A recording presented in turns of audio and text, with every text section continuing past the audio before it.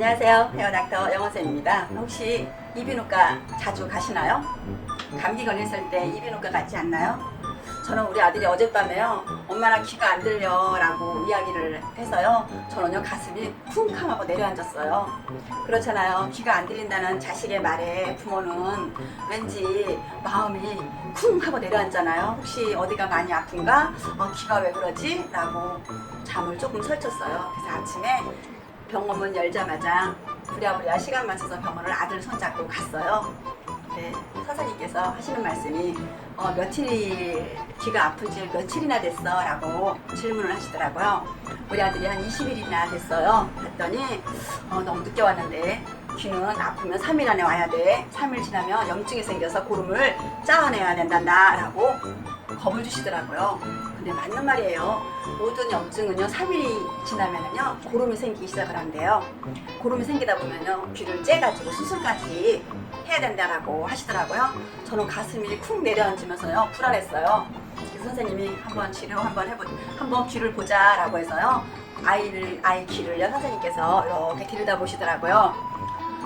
다행이네요. 하지만 귓밥이 있네요. 근데 귓밥이 장난이 아니게 크네요 그러더라고요. 그래요? 그랬더니요 귓밥이 정말요? 우리가 밥에 안 쳐먹는 서리태 콩 있잖아요. 그렇게 검은색 귓밥이요 콩알 많은 게 슉 하고 빼놓아 주시더라고요. 저는 깜짝 놀랐어요. 웬 귓밥이 이렇게 커요 선생님? 하고 물었더니요 일본이나 중국, 한국은요 마른형 귓밥이 나와야 되고요, 백인이나 흑인은 젖은형 귓밥이 있대요.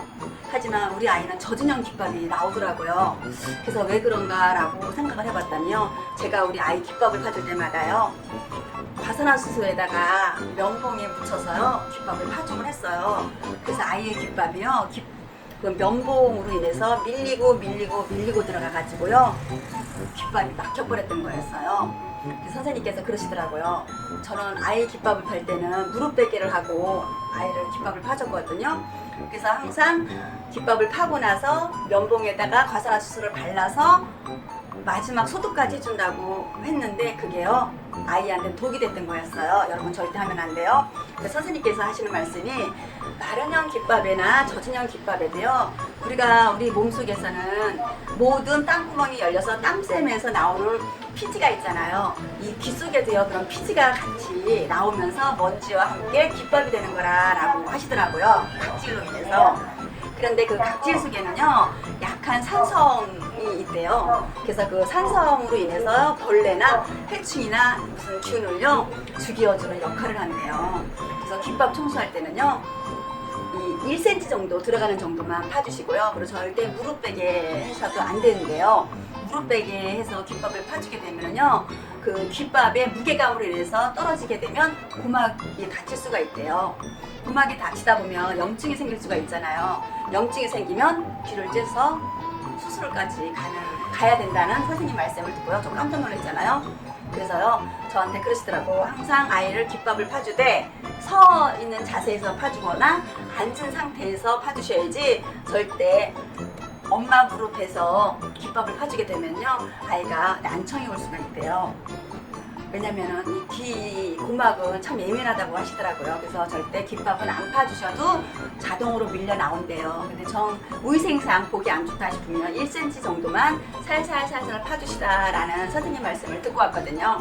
그래서 저희는 제 방송을 보시는 우리 애기 엄마들이나 시청자 여러분들은 절대 남편분이나 자식분들 귓밥 파주실 때는요 엄마 무릎 빼고 피면요 영원쌤처럼 아이 데리고 병원 가야 돼요. 그리고 절대요 젖은 걸로 해주시면 안 된대요. 그리고 면봉으로 파주시면 귓밥이 밀고 들어가서요 고막에 상처를 입게 된대요. 그리고 우리 한국 사람들은 거의 마른형 귓밥으로 인해서요 귀가 간질간질 하잖아요. 그거는 귓밥이 말랐기 때문에 고개 가실가실 움직인대요. 그럴 때는 입구 쪽만 파주시라라고 선생님께서 이야기해 주시더라고요.